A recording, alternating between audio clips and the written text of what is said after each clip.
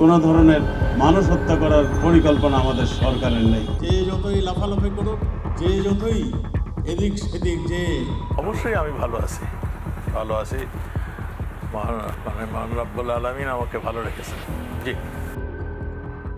একদা যার হুঙ্কারে বাঘে মহিষে এক ঘাটে জল খেত, সেই প্রতাপশালী সাবেক স্বরাষ্ট্রমন্ত্রী আসাদুজ্জামান খান কামাল এখন নিজের নিরাপত্তা নিয়ে চরম শঙ্কায় দিন কাটাচ্ছেন।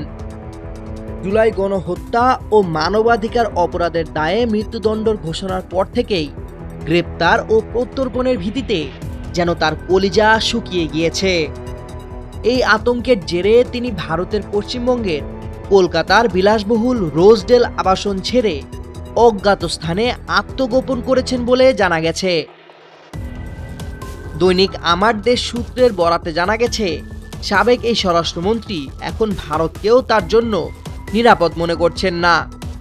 বাংলাদেশ সরকারের দায়িত্বশীল সূত্র এবং ভারতের একাধিক কূটনৈতিক সূত্রের তথ্য মতে কামাল এমন কোনো দেশে পাড়ি জমানোর চেষ্টা করছেন যেখানে মৃত্যুদণ্ডের বিধান নেই অথবা বাংলাদেশের সঙ্গে বন্দি বিনিময় চুক্তি নেই। ট্রাইব্যুনালের রায়ের পরপরই শেখ হাসিনা ও আসাদুজ্জামান খান কামালকে ফেরত চেয়ে বাংলাদেশ সরকার ভারতকে কূটনৈতিক চিঠি দেয়। ভারত সরকার সেই চিঠি পর্যালোচনার কথা জানানোর পর থেকেই কামালের উদ্বেগ চরমে পৌঁছায়।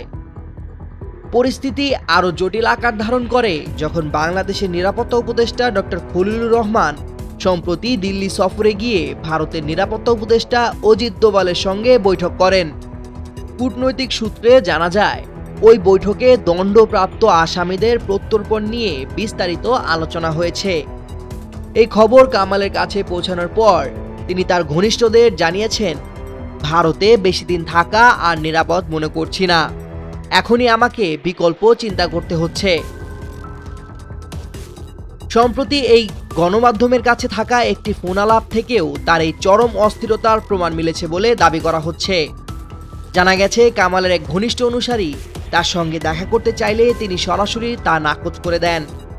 তিনি জানান তিনি তার পুরনো ঠিকানা পরিবর্তন করেছেন এবং ধরা পড়ার ভয়ে কারো সঙ্গে সাক্ষাৎ করছেন না। তিনি ফোনে বলেন, আমি এখন ওই ঠিকানায় থাকি না, ভারত আমাদের আশ্রয় দিয়েছে, কিন্তু আমাদের এমন কোনো কাজ করা ঠিক নয় যাতে তাদের সমস্যা হয়। জুলাই বিপ্লবে প্রায় 1400 মানুষের মৃত্যুর জন্য দায়ী হিসেবে যাকে প্রধান উপদেষ্টার প্রেস সচিব শফিকুল আলম ঢাকার কসাই হিসেবে অভিহিত করেছেন, সেই আসাদুজ্জামান খান কামাল এখন আইনি জালের ভয়ে পলাতক।